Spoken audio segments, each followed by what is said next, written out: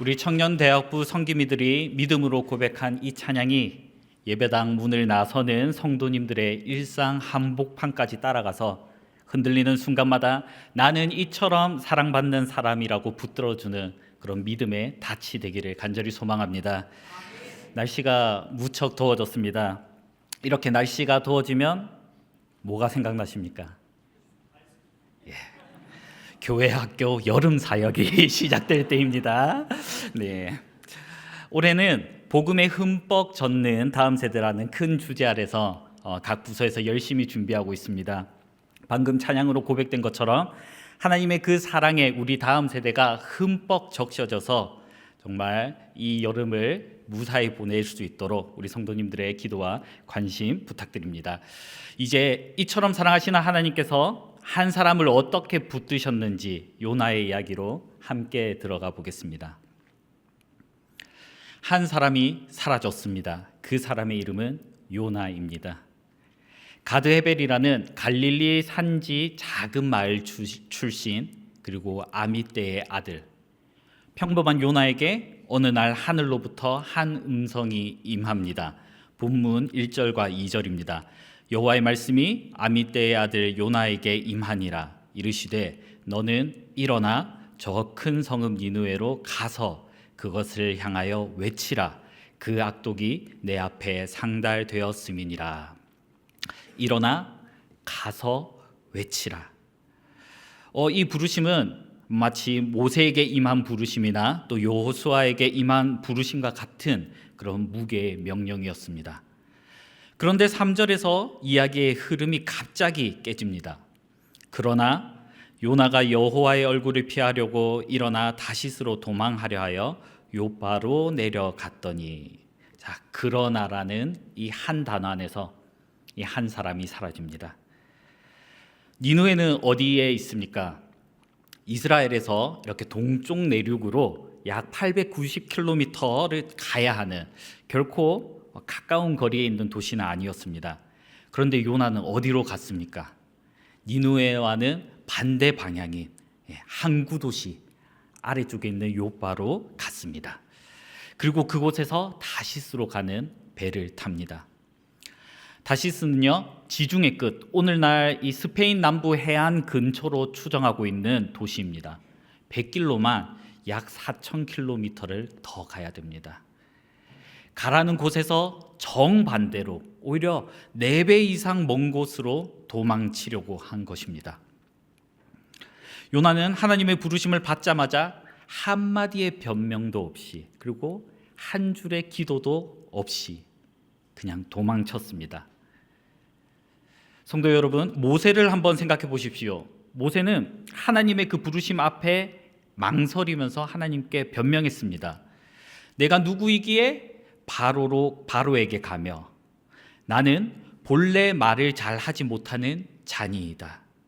오 주여, 보낼 만한 자를 보내소서. 이렇게 모세가 하나님 앞에서 따졌던 모습을 볼 때 모세는 사명을 피하려고는 했지만 하나님을 피하려고 하지는 않았습니다. 그런데 요나는 다릅니다. 본문은 그의 도망을 이렇게 표현합니다. 여호와의 얼굴을 피하려고. 하나님의 얼굴을 피했습니다. 사명을 피한 것이 아니라 하나님 자체를 피한 것입니다. 3절에서 반복해서 여호와의 얼굴을 피한다고 기록되어 있는 것은 성경의 저자가 강조하고 있는 부분입니다. 그리고 요나는 계속 내려갑니다. 요바로 내려가고 배 밑층으로 내려가고 결국 바다 깊은 곳까지 내려갑니다. 이처럼 하나님을 피하는 인생의 방향은 언제나 한 방향입니다. 위로 올라가는 것이 아니라 아래로 내려가는 것입니다. 자, 그렇다면 요나는 왜 도망친 것일까요? 요나가 도망친 이유는 먼저 두려움 때문일 것입니다. 당시 니느웨는 아수르, 즉 아시리아의 핵심 도시 중에 하나였고 약 한 세기 뒤에는 이 아시리아 제국의 공식 수도가 될 만한 그런 큰 도시였습니다. 아시리아는 잔혹하기로 악명 높은 민족이었기에 그런 제국의 한복판에 들어가서 회개하라, 하나님의 진노가 임했다라고 외치는 것은 자살 행위나 다름없습니다. 분명히 이 이유는 충분히 납득될 만하고 그럴듯해 보이지만 그러나 이 설명만으로 요나가 도망쳤다고 하기에는 부족합니다. 오늘 본문을 더 깊이 들여다보면 요나를 진짜 괴롭힌 것은 니느웨의 악함이 아니라 그 너머에 있는 무엇이었습니다. 그것이 무엇이었을까요? 열왕기하 14장 25절을 살펴보시면 여로보암 2세 시대에 활동한 요나의 이야기가 짧게 등장합니다. 요나는 이스라엘의 영토 회복을 예언한 선지자로 설명됩니다. 그는 친이스라엘적 그리고 민족주의적 선지자였습니다. 이스라엘이 다시 강해질 것이다. 이스라엘에게 하나님의 복이 임할 것이다. 평생 이 메시지만 외쳐온 사람이 바로 요나입니다. 그런데 어느 날 하나님께서 그 요나에게 이렇게 말씀하십니다. 원수의 땅 한복판 아수르의 큰 성읍 니느웨로 가라. 그들에게 가서 외치라. 요나는 이 사실을 도저히 받아들일 수가 없었습니다.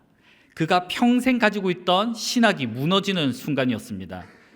하나님께서 우리 이스라엘의 편이라며 어떻게 원수에게 자비를 베푸실 수 있단 말인가? 하나님의 복은 우리 이스라엘만의 것이 아니란 말인가? 요나가 도망친 이유는 두려움 때문이 아니었습니다. 하나님께서 자기가 생각한 것보다 더 인자하시기 때문입니다. 하나님의 마음이 자기 마음보다 더 컸기 때문입니다. 자기가 그어놓은 그 경계선 밖까지 하나님의 사랑이 흘러가는 것을 요나는 견딜 수 없었습니다. 성도 여러분, 잠시 우리 자신을 들여다보기 원합니다. 우리에게도 이런 순간이 있지는 않습니까? 하나님께서 우리를 부르시고 우리에게 맡기시고 우리에게 하신 말씀이 너무 부담스러울 때 그것이 부담스러운 이유가 단순히 해보지 못했던 그런 두려움 때문만은 아니라 내 마음이 거기까지 다 있지 않기 때문일 때, 직장에서 나를 힘들게 하는 사람, 가족 중에서 나에게 상처를 준 사람, 그리고 교회에서 나를 실망시킨 그 사람, 하나님께서 그 사람에게도 자비를 베푸시려 한다는 것을 우리는 받아들이기 힘들어하지는 않습니까? 하나님, 그 사람만큼은 안 됩니다. 제 경계선 바뀝니다. 그래서 우리는 다시스로 가는 배표를 끊습니다. 누군가에게는 다시스로 가는 배가 SNS일 수도 있고, 누군가에는 게임의 그 가상 세계일 수도 있으며, 또 누군가에게는 일 그 자체일 수도 있습니다. 이것들이 그 자체로 나쁜 것은 아니지만 문제는 우리가 그 속으로 들어가는 이유입니다. 마주해야 할 하나님의 얼굴을 외면한 채 그 안으로 숨어들 때, 바로 그때 이 모든 것은 우리를 부르심에서 멀어지게 하는 다시스행 배가 됩니다. 오늘 본문 3절은 무서운 한마디를 덧붙입니다. 마침 다시스로 가는 배를 만난지라. 요나는 이 마침을 자신의 선택이 옳았다는 그 사인으로 받아들였습니다. 그렇지, 배까지 준비되어 있지 않는가? 이 길이 맞는 거야. 우리도 그렇게 생각합니다. 도망의 길이 너무 쉽게 열릴 때 우리는 그것을 허락의 신호로 착각합니다. 요나가 그 배를 타고 자신만만하게 떠난 직후 4절을 보십시오.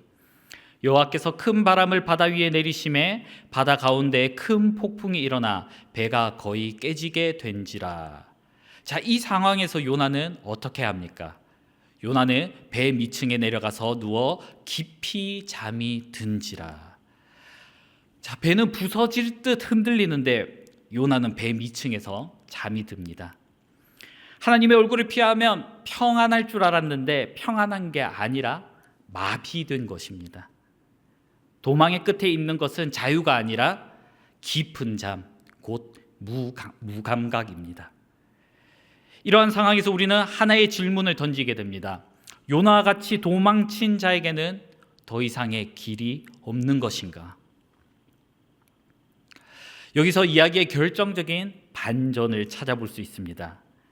본문 4절과 5절에서 우리가 주목해야 하는 점이 있는데 하나님께서 어디에 계셨는가입니다. 요나가 배 밑층에서 잠들어 있을 때 하나님께서는 어디에 계셨습니까? 폭풍 위에, 바다 위에, 그리고 심지어 요나가 도망친 그 배 위에도 계셨고 그가 잠든 배 아래에도 하나님께서는 계셨습니다. 요나는 하나님의 얼굴을 피하려고 도망쳤지만 그 도망친 그 자리에 하나님께서 먼저 도착해 계셨기에 어쩌면 요나는 절망스러웠을지도 모릅니다. 다윗도 이것을 알았기에 시편 139편에서 그는 이렇게 노래합니다. 내가 하늘에 올라갈지라도 거기 계시며 스올에 내 자리를 펼지라도 거기 계시니이다. 자, 요나에게는 절망적이었던 먼저 가 계신 그 하나님께서 다윗에게는 가장 큰 위로였습니다. 그리고 이 사실은 우리에게도 위로이자 복음입니다. 이 복음이요 바로 그 배 위에서 한 번 더 뚜렷이 나타나게 됩니다. 요나는 자기 자신 때문에 다른 사람들이 죽게 된 것을 알았기에 무리에게 이렇게 말합니다. 나를 들어 바다에 던지라. 그리하며 바다가 너희를 위하여 잔잔하리라. 자, 한 사람이 바다에 던져짐으로 배 안에 모든 사람이 살았습니다. 성도 여러분, 이 말씀은 우리 예수 그리스도의 성육신과 십자가 사건에 깊이 맞닿아 있습니다. 요나는 자신 때문에 폭풍이 일어났음을 알았기에 스스로 바다에 던져졌습니다. 그런데 시간이 흘러 또 한 분께서 우리 인생의 폭풍 한가운데로 자기 자신을 던지셨습니다. 예수님께서는 친히 요나서를 자신의 이야기로 해석하셨습니다. 요나가 밤낮 사흘 동안 큰 물고기 뱃속에 있었던 것 같이 인자도 밤낮 사흘 동안 땅 속에 있으리라. 자, 그런데 요나와 예수님의 그 사이 가운데 결정적인 차이가 무엇입니까? 요나는 자기 죄 때문에 던져졌지만 예수님께서는 우리 죄 때문에 던져지셨습니다. 요나가 폭풍을 일으키게 한 장본인이라면 예수님께서는 우리가 일으킨 그 폭풍을 대신 떠안으신 분이십니다. 또한 예수님께서는 우리가 도망쳐 내려가는 그 모든 길에 가장 밑바닥까지 친히 내려가신 분이십니다. 요나가 욥바로 내려가고 그 배 밑층으로 내려가고 바다 깊은 곳까지 내려갔던 것, 그 내려감의 가장 끝에는 무엇이 있었습니까? 바로 죽음입니다. 버림받음입니다. 하나님의 얼굴이 가려진 어둠입니다. 그런데 십자가 위에서 예수님께서 무엇이라 외치셨습니까? 나의 하나님, 나의 하나님, 어찌하여 나를 버리셨나이까? 우리가 도망쳐서 도달할 수 있는 가장 깊은 자리, 곧 하나님께 버림받은 듯한 그 자리까지 예수님께서 친히 가보셨습니다. 그렇기에 이제 우리가 어디로 도망친다 한들 우리는 그분이 가보시지 않은 자리를 찾을 수가 없습니다. 우리가 다시스로 도망가는 그 배의 가장 밑층까지 내려갈지라도 거기에 우리 주님의 발자국이 먼저 찍혀 있습니다. 성도 여러분, 그래서 우리가 도망친 모든 길의 끝에서 주님께서는 두 팔을 벌리고 우리를 끌어안기 위해 먼저 와 계십니다. 그것이 십자가의 한 손입니다. 다시스로 도망친 우리를 끌어안으시는 그 손. 그런데 주님의 끌어안음은 거기서 끝나지 않습니다. 끌어안은 자를 다시 일으키시고 우리가 가야 할 니느웨로 다시 보내십니다. 한번 끌어안고 끝나는 것이 아니라 끌어안아 회복시키시고 회복된 자를 부르심의 자리로 되돌리시는 것. 그것이 십자가의 또 다른 한 손입니다. 우리를 다시 일으켜 우리의 니느웨로 보내시는 손.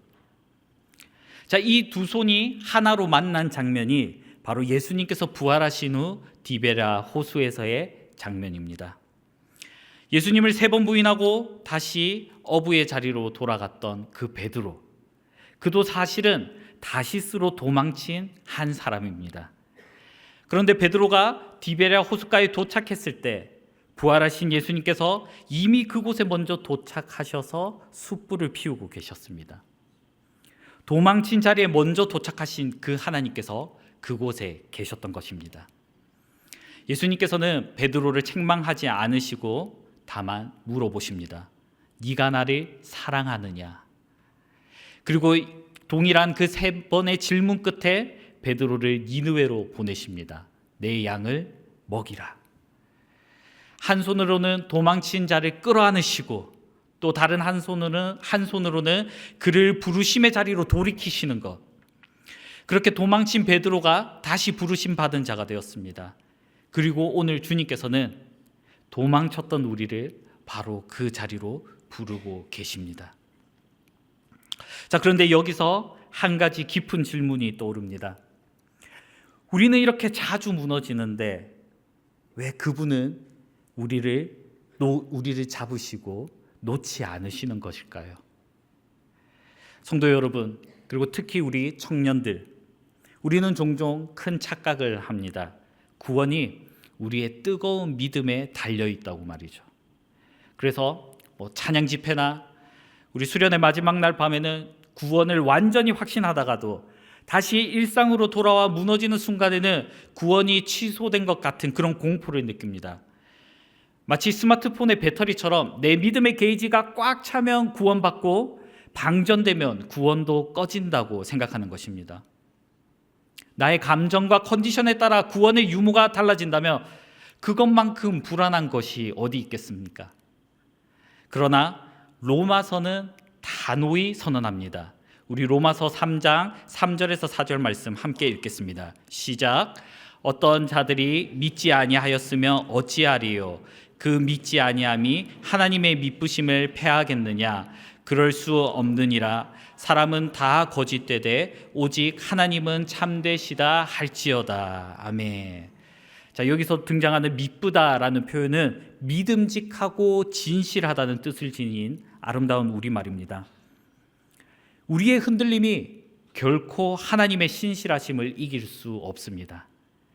우리가 하나님을 놓는 그 순간에도 하나님의 손은 흔들림 없이 우리를 붙잡고 있습니다. 구원은 우리의 결단에서 시작되는 것이 아니라 하나님의 변함없는 그 신실함에서 출발합니다. 그래서 어떤 목사님께서는 그러한 하나님을 이렇게 표현했습니다. 나보다 믿음이 좋으신 하나님. 자, 우리의 믿음의 대상이신 이 하나님을 향하여서 하나님의 믿음이 좋다라는 표현이 어떻게 보면 어색할 수도 이상하게도 들릴 수 있습니다. 하지만 하나님께서 믿음이 좋으시다는 이 말은 그분께서 한번 뱉으신 약속을 어떤 일이 생겨도 끝까지 지키시는 그 거룩한 고집과 변함없는 신실하심을 가지셨다는 뜻입니다. 우리는 환경이 흔들리면 약속도 흔들립니다.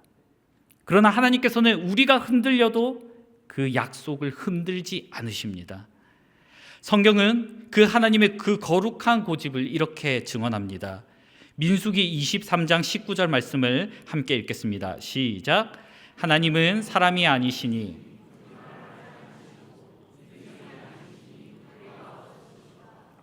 어찌 그 말씀하신 바를 행하지 않으시며 하신 말씀을 실행하지 않으시랴. 아멘.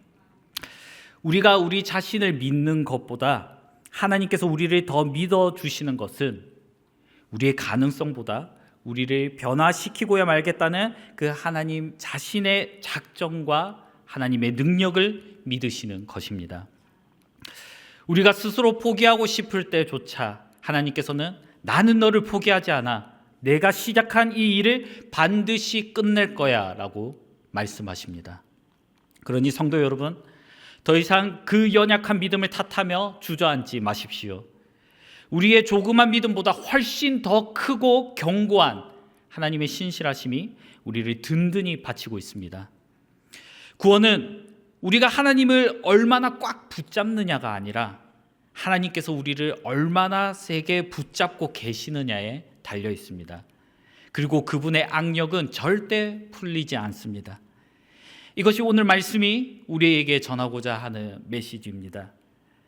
요나가 도망친 그 자리에 하나님께서 먼저 가 계셨던 이유, 폭풍을 일으키시고 큰 물고기를 예비하시고 두 번째로 말씀을 임하게 하신 그 이유, 모두 하나님께서 요나를 끝까지 놓지 않으셨기 때문입니다. 이제 우리는 오늘 말씀을 우리의 자리에, 우리 삶의 자리로 가져와야 합니다. 요나는 도망쳤지만 하나님께서는 그를 다시 일으키셨습니다. 큰 물고기를 예비하셨고 밤낮 3일이 지난 후에 마른 땅에 토하게 하셨습니다. 그리고 요나서 3장은 이렇게 시작합니다.